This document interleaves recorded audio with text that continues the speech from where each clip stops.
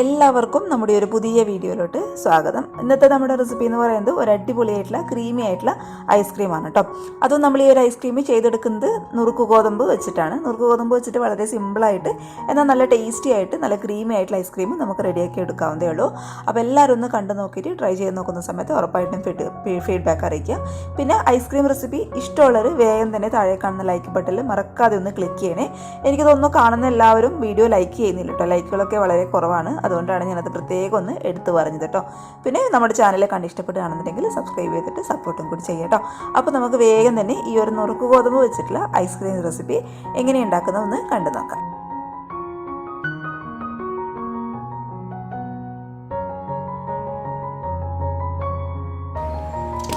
ഈ ഒരു ice cream recipe റെഡിയാക്കി എടുക്കാൻ വേണ്ടിയിട്ട് നമുക്ക് മെയിനായിട്ട് വേണ്ടത് ഗോതമ്പ് നുറുക്കാണ് കേട്ടോ.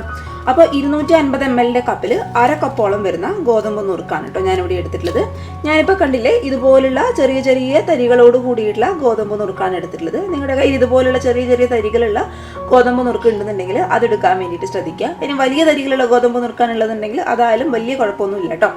അപ്പോൾ എന്തായാലും അര കപ്പോളം വരുന്ന ഗോതമ്പ് നുറുക്കാണ് നമുക്ക് ഈ ഒരു ഐസ്ക്രീമിന് ആവശ്യമായിട്ടുള്ളത്. ഇനി ഇതുപോലുള്ളൊരു അളവ് കപ്പ് ഇല്ലയെന്നുണ്ടെങ്കിൽ കുഴപ്പമൊന്നുമില്ല. നിങ്ങളുടെ വീട്ടിലുള്ള സാധാരണ ഗ്ലാസ്സിൽ ഗോതമ്പ് നുറുക്ക് അളന്നിട്ടെടുത്താലും മതി. ആ ഒരു ഗ്ലാസ്സിൽ ഒരു അര ഗ്ലാസോളം വരുന്ന ഗോതമ്പ് നുറുക്ക് എടുക്കുക കേട്ടോ. പിന്നീട് ഈ ഒരു ഐസ്ക്രീമിന് വേണ്ടുന്ന എല്ലാ ഇൻഗ്രീഡിയൻസിലും ആ ഒരു ഗ്ലാസ്സിൽ അളന്നെടുക്കണമെന്ന് മാത്രമേ ഉള്ളൂ.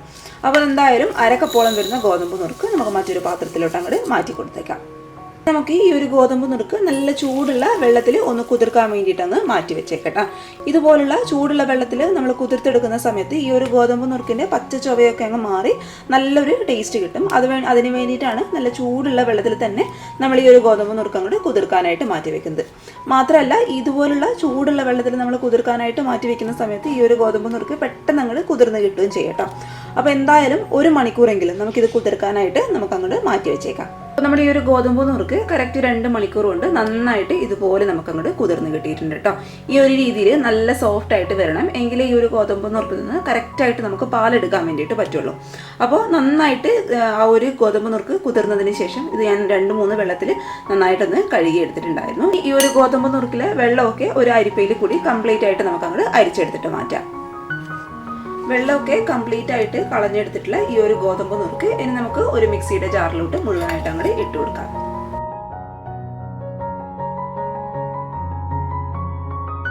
ഇനി ഇതിലോട്ട് ഒരു അര കപ്പ് അളവിൽ സാധാരണ വെള്ളം കൂടി ചേർത്തിട്ട് ഇത് നല്ല ഫൈൻ പേസ്റ്റ് ആയിട്ട് നമുക്ക് ആദ്യം ഒന്ന് അരച്ചിട്ടെടുക്കാം. നന്നായിട്ട് അടിച്ചെടുത്തിട്ടുള്ള ഈ ഒരു ഗോതമ്പ് നുറുക്കിന്റെ മിക്സ് ഇനി ഞാൻ ഇതുപോലുള്ളൊരു പാത്രത്തിലോട്ട് മുഴുവനായിട്ട് അങ്ങോട്ട് മാറ്റി കൊടുക്കുകയാണ്. ഇനി ഈ ഒരു മിക്സിയുടെ ജാറിലോട്ട് 1 കപ്പ് അളവിൽ വെള്ളം കൂടി ഒഴിച്ചിട്ട് നന്നായിട്ടൊന്ന് മിക്സ് ചെയ്ത് കൊടുത്തതിന് ശേഷം നമുക്കത് ഈ ഒരു മിക്സിലോട്ട് അങ്ങോട്ട് ഒഴിച്ചു കൊടുത്തേക്കാം. ഇനി ഇതെല്ലാം കൂടി നന്നായിട്ട് ഇതുപോലുള്ളൊരു സ്പൂൺ വെച്ചിട്ട് ഒന്ന് മിക്സ് ചെയ്ത് കൊടുക്കാം. ഇതെല്ലാം കൂടി നന്നായിട്ട് മിക്സ് ചെയ്തിട്ട് വേണം നമുക്കിത് അരിച്ചെടുക്കാൻ വേണ്ടിയിട്ട്. അപ്പോൾ നന്നായിട്ട് ഇതുപോലൊരു സ്പൂണോ അല്ലാന്നുണ്ടെങ്കിൽ നമ്മുടെ കൈ ഉപയോഗിച്ചിട്ട് നന്നായിട്ടൊന്ന് മിക്സ് ചെയ്ത് കൊടുത്തതിന് ശേഷം ഇത് അരിച്ചെടുക്കുകയാണെന്നുണ്ടെങ്കിൽ നമുക്ക് നല്ല ആ ഒരു ഗോതമ്പ് നുറുക്കിൻ്റെ പാല് ഇതിൽ നിന്ന് കിട്ടും കേട്ടോ. അപ്പോൾ നന്നായിട്ട് ആദ്യം മിക്സ് ചെയ്ത് കൊടുത്തതിന് ശേഷം മാത്രം നമുക്കിത് അരിച്ചിട്ടെടുക്കാം.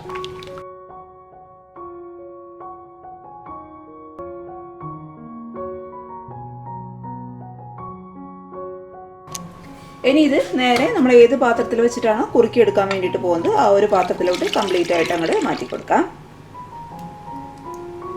ഇനി ഈ ഒരു ഗോതമ്പ് നുറുക്കിൻ്റെ മിക്സിലോട്ട് 1.5 കപ്പ് അളവിൽ പശുവിൻ പാലാണ് കേട്ടോ ഞാൻ ഒഴിച്ചു കൊടുക്കുന്നത്. അതായത് 250 ml കപ്പിൽ 1.5 കപ്പ് അളവിൽ പശുവിൻ പാല് അതും കൂടി നമുക്ക് ഇതിലോട്ട് അങ്ങോട്ട് ഒഴിച്ചു കൊടുത്തേക്കാം.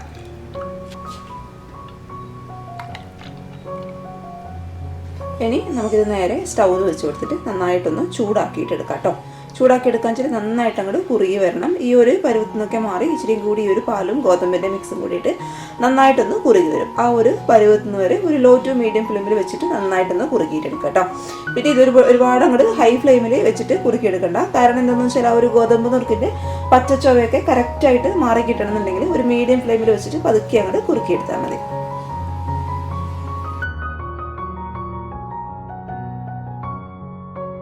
ഒരു മിക്സ് അത്യാവശ്യം ഒന്ന് ചൂടായി തുടങ്ങുന്ന സമയത്ത് ഇനി നമുക്ക് ഈ ഒരു മിക്സിന് ആവശ്യമായിട്ടുള്ള ഈ ഒരു ഐസ്ക്രീമിന് ആവശ്യമായിട്ടുള്ള മധുരം ഇട്ട് കൊടുക്കാം കേട്ടോ. ഞാനിപ്പോൾ ഇവിടെ ഒരു അര കപ്പ് അളവിൽ പഞ്ചസാരയാണ് ഇട്ട് എടുത്തിട്ടുള്ളത്. അതായത് 250 ml കപ്പിൽ അര കപ്പ് അളവിൽ പഞ്ചസാര അത് മുഴുവനായിട്ട് നമുക്ക് ഇതിലോട്ട് അങ്ങോട്ട് ഇട്ട് കൊടുത്തേക്കാം. ഇപ്പം നമ്മൾ ഈ ഒരു മിക്സിലോട്ട് ഒരു അര കപ്പ് അളവിൽ പഞ്ചസാരയാണ് ചേർത്ത് കൊടുത്തിട്ടുള്ളത്. ഇനി അവസാനം നമുക്ക് ടേസ്റ്റ് നോക്കിയതിന് ശേഷം വീണ്ടും പഞ്ചസാര ആവശ്യമാണെന്നുണ്ടെങ്കിൽ കൂടുതൽ ചേർത്ത് കൊടുക്കാം കേട്ടോ. പിന്നെ ഈ ഒരു പഞ്ചസാരയ്ക്ക് പകരമായിട്ട് നിങ്ങൾക്ക് വേണമെന്നുണ്ടെങ്കിൽ മിൽക്ക് മെയ്ഡും ചേർത്ത് കൊടുക്കാം. മിൽക്ക് മെയ്ഡൊക്കെ ചേർത്ത് കൊടുക്കുന്ന സമയത്ത് നമ്മുടെ ഐസ്ക്രീമിന് നല്ലൊരു ടേസ്റ്റ് ആയിരിക്കും കേട്ടോ. ഇനി അതല്ലാന്നുണ്ടെങ്കിൽ മിൽക്ക് മെയ്ഡും പഞ്ചസാരയും പപ്പാതി അളവിൽ ചേർത്ത് കൊടുത്താലും നല്ലൊരു ടേസ്റ്റ് തന്നെയാണ്. പിന്നെ ഈ ഒരു മിക്സൊക്കെ കൈവിടാതെ ഇളക്കി കൊടുത്തുകൊണ്ടിരിക്കുക, അല്ലാന്നുണ്ടെങ്കിൽ പെട്ടെന്ന് അങ്ങോട്ട് അടിയിൽ പിടിച്ചു പോകാനുള്ള ചാൻസ് ഉണ്ട് കേട്ടോ. അപ്പോൾ നന്നായിട്ട് ഒരു മീഡിയം ഫ്ലെയിമിൽ വെച്ചിട്ട് ഇത് നമുക്കൊന്ന് കുറുക്കിയിട്ടെടുക്കാം.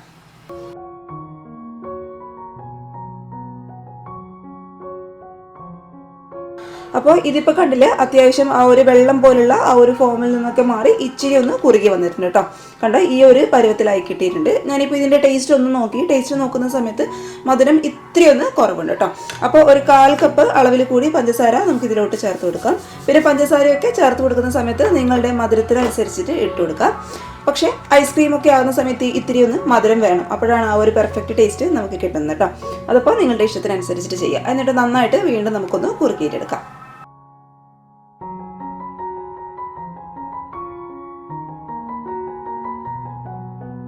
അപ്പോൾ കണ്ടില്ലേ, ഇത് അത്യാവശ്യം നന്നായിട്ട് ഇതുപോലെ നമുക്കൊന്ന് കുറുകി കിട്ടിയിട്ടുണ്ട്. ഒരുപാട് അങ്ങോട്ട് ലൂസായി പോകരുത്, കറക്റ്റ് ഇതാണ് പരുവം കേട്ടോ. ഇച്ചിരി ഒന്ന് കട്ടിയിലായി കിട്ടണം, എങ്കിലും നമ്മുടെ ഐസ്ക്രീം നമുക്ക് നന്നായിട്ട് അങ്ങോട്ട് സെറ്റ് ചെയ്തെടുക്കാൻ വേണ്ടിയിട്ട് പറ്റുള്ളൂ കേട്ടോ. അപ്പോൾ ഇത് കറക്റ്റ് ഈ ഒരു പരുവത്തിലെത്തുന്ന സമയത്ത് നമുക്ക് പതുക്കെ സ്റ്റൗ അങ്ങ് ഓഫ് ചെയ്ത് കൊടുക്കാം. ഇനി അവസാനമായിട്ട് ഞാൻ ഇതിലോട്ട് ചേർത്ത് കൊടുക്കാൻ വേണ്ടിയിട്ട് പോകുന്നത് 1 ടേബിൾ സ്പൂൺ അളവിൽ അൺസാൾട്ടഡ് ആയിട്ടുള്ള ബട്ടറാണ് കേട്ടോ. ബട്ടറും കൂടി ചേർത്ത് കൊടുക്കുന്ന സമയത്താണ് നമുക്ക് ആ ഒരു ഐസ്ക്രീമിന് പെർഫെക്റ്റ് ഒരു ടേസ്റ്റ് കിട്ടുന്നത്. ബട്ടറും കൂടി ചേർത്ത് കൊടുത്തിട്ട് നന്നായിട്ട് ഒന്ന് മിക്സ് ചെയ്ത് കൊടുക്കാം. ഇനി ഇത് ചൂടാറുന്നത് വരെ നമുക്കൊന്ന് വെയിറ്റ് ചെയ്യാം.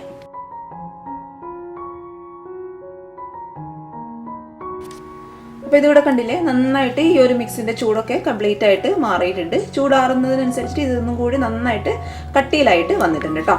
ഇനി ഇത് നമുക്ക് കംപ്ലീറ്റ് ആയിട്ട് ചൂടാറെന്ന് തോന്നിക്കഴിഞ്ഞാൽ നേരെ ഒരു മിക്സിയുടെ ജാറിലോട്ട് ഇട്ട് കൊടുക്കാം.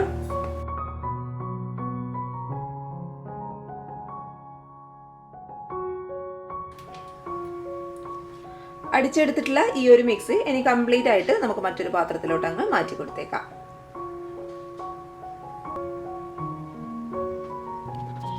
അടിച്ചെടുത്തതിന് ശേഷം ഞാനിത് കംപ്ലീറ്റ് ആയിട്ട് മറ്റൊരു പാത്രത്തിലോട്ട് മാറ്റി കൊടുത്തിട്ടുണ്ട്. ഇനി നന്നായിട്ട് ഒരു ക്ലീൻ റാപ്പ് വെച്ചിട്ട് ഒന്ന് കവർ ചെയ്ത് കൊടുത്തതിന് ശേഷം ഫ്രീസറിൽ വെച്ചിട്ട് 2 മണിക്കൂറെങ്കിലും നമുക്ക് നന്നായിട്ട് ഒന്ന് തണുപ്പിച്ചിട്ടെടുക്കാം. ഇങ്ങനെ തണുപ്പിച്ചെടുക്കുന്ന സമയത്ത് ഇത് നന്നായിട്ട് അങ്ങോട്ട് ഫ്രീസ് ആയിട്ട് വരും. അപ്പോൾ അത് വീണ്ടും നമുക്ക് മിക്സിയുടെ ജാറിലിട്ടിട്ട് നന്നായിട്ടൊന്ന് അടിച്ചിട്ടെടുക്കണം. അപ്പോൾ അതിന് വേണ്ടിയിട്ടാണ് ഒരു 2 മണിക്കൂർ ഫ്രിഡ്ജിൽ അല്ല ഫ്രീസറിൽ വെച്ചിട്ട് നമുക്ക് നന്നായിട്ടൊന്ന് തണുപ്പിച്ചിട്ട് എടുക്കുന്നത്. നമ്മളിത് ഫ്രീസറിൽ വെച്ചിട്ട് ഏകദേശം 2 മണിക്കൂറൊക്കെ ആയിട്ടുണ്ട് കേട്ടോ. ഇത് അത്യാവശ്യം നന്നായിട്ട് ഒന്ന് ഫ്രീസായിട്ട് വന്നിട്ടുണ്ട്. ഇനി നമുക്കിത് വീണ്ടും മിക്സിയുടെ ജാറിലിട്ടിട്ട് നന്നായിട്ടൊന്ന് അടിച്ചിട്ടെടുക്കാം. ഇതുപോലുള്ളൊരു മിക്സിയുടെ ജാറിലോട്ട് ഇത് കംപ്ലീറ്റ് ആയിട്ട് ഞാൻ അങ്ങോട്ട് മാറ്റി കൊടുക്കാം കേട്ടോ. പിന്നെ പ്രത്യേകം ഒരു കാര്യം ശ്രദ്ധിക്കുക, ഈ ഒരു മിക്സിയുടെ ജാർ എന്ന് പറയുന്നത് നല്ല ക്ലീൻ ആയിരിക്കണം. ഒരു തരി പോലും വെള്ളം ഉണ്ടാവാൻ പാടില്ല കേട്ടോ. വെള്ളം ഉണ്ടായി കഴിഞ്ഞാൽ നമുക്ക് ആ ഒരു ഐസ്ക്രീമിൻ്റെ പെർഫെക്റ്റ് ആ ഒരു ടെക്സ്ചർ കിട്ടില്ല. അപ്പോൾ നല്ല ക്ലീൻ ആയിട്ടുള്ള ഈ ഒരു മിക്സിയുടെ ജാറിലോട്ട് വേണം നമ്മളിത് ഇട്ട് കൊടുക്കാൻ വേണ്ടിയിട്ട്. അപ്പോൾ 2 ട്രിപ്പായിട്ട് ഞാനിത് അടിച്ചെടുക്കട്ടെ. ഇനി ഇത് നമുക്ക് വീണ്ടും നന്നായിട്ട് ഒരു ക്ലീൻ റാപ്പ് വെച്ചിട്ട് ഒന്ന് സെക്യൂർ ആയിട്ട് അടച്ചു വെച്ച് കൊടുത്തതിന് ശേഷം ഇത് ഫ്രീസറിൽ ചുരുങ്ങിയത് ഒരു 10 മണിക്കൂറെങ്കിലും വെക്കണം കേട്ടോ. എങ്കിലും ഇത് നമുക്ക് നന്നായിട്ട് അങ്ങോട്ട് സെറ്റായിട്ട് കിട്ടും. കാരണം നമ്മളിത് ഐസ്ക്രീം ഉണ്ടാക്കി എടുക്കാൻ വേണ്ടിയിട്ട് വേറെ പ്രിസർവേറ്റീവ്സ് ഒന്നും ചേർത്തിട്ടില്ല, നാച്ചുറലായിട്ടാണ് ഉണ്ടാക്കി എടുത്തിട്ടുള്ളത്. അതുകൊണ്ട് തന്നെ ഇത് സെറ്റ് ആവാൻ വേണ്ടിയിട്ട് ഇച്ചിരി ഒന്ന് ടൈം എടുക്കും. അപ്പോൾ ചുരുങ്ങിയത് ഒരു 10 മണിക്കൂറെങ്കിലും ഫ്രീസറിൽ വെച്ചിട്ട് നമുക്ക് നന്നായിട്ട് ഇതൊന്ന് തണുപ്പിച്ചിട്ട് എടുക്കാം. അപ്പോൾ നമ്മളിത് ഫ്രീസറിൽ വെച്ചിട്ട് ഏകദേശം ഒരു 10-12 മണിക്കൂറൊക്കെ ആയിട്ടുണ്ട്. തലേന്നൊക്കെ നമ്മൾ ഫ്രീസറിൽ വെക്കുകയാണെന്നുണ്ടെങ്കിൽ പിറ്റേ ദിവസം ആകുമ്പോഴേക്കും നമുക്ക് നന്നായിട്ട് അങ്ങോട്ട് സെറ്റായിട്ട് കിട്ടും. ഇനി ഇത് നമ്മൾ സെർവ് ചെയ്യുന്നതിന് ഒരു 5 മിനിറ്റ് മുന്നേ എങ്കിലും എടുത്ത് പുറത്ത് വയ്ക്കുക, എങ്കിലാണ് നല്ലൊരു ക്രീമി ആയിട്ടുള്ള ഒരു ടെക്സ്ചറിൽ നമുക്ക് കിട്ടുള്ളൂ. അപ്പോൾ ഇതുപോലുള്ളൊരു സ്കൂപ്പർ വെച്ചിട്ട് ഉണ്ടെന്നുണ്ടെങ്കിൽ സ്കൂപ്പർ വെച്ചിട്ട് എടുക്കുക. ഇനി അല്ലാന്നുണ്ടെങ്കിൽ സാധാരണ ഒരു സ്പൂൺ വെച്ചിട്ട് എടുത്താലും മതി. അപ്പോൾ ഞാൻ മറ്റൊരു പാത്രത്തിലോട്ട് അങ്ങോട്ട് മുഴുവനായിട്ട് അങ്ങ് മാറ്റി കൊടുക്കുകയാണ്. അപ്പോൾ നല്ല ക്രീമി ആയിട്ടുള്ള ഐസ്ക്രീമാണ്. നമ്മളിത് കഴിക്കുന്ന സമയത്ത് ഈ ഒരു നുറുക്ക് ഗോതമ്പ് വെച്ചിട്ടാണ് ഇത് ഉണ്ടാക്കിയെന്ന് ഒരിക്കലും പറയില്ല കേട്ടോ. അടിപൊളിയായിട്ട് തന്നെ വന്നിട്ടുണ്ട്, നല്ല ടെക്സ്ചറിലായിട്ട് തന്നെ കിട്ടിയിട്ടുണ്ട്. പിന്നെ നമ്മൾ ഇതിൽ എത്രത്തോളം ബട്ടർ ചേർത്ത് കൊടുക്കുന്നോ അത്രത്തോളം നമ്മുടെ ഈ ഒരു ഐസ്ക്രീമിന് നല്ലൊരു ടേസ്റ്റും ആയിരിക്കും കേട്ടോ.